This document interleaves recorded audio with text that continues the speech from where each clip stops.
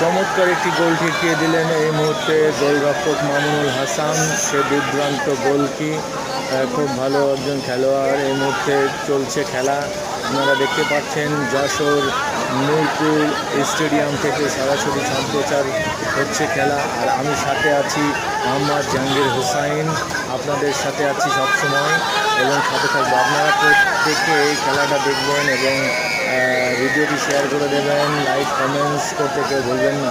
তো বন্ধুরা দেখতে পাচ্ছেন দুর্দান্ত খেলা চলছে যশোর নূর স্টেডিয়ামে। আপনারা নূর স্টেডিয়াম থেকে সরাসরি খেলা এই মুহূর্তে দেখতে পাচ্ছেন।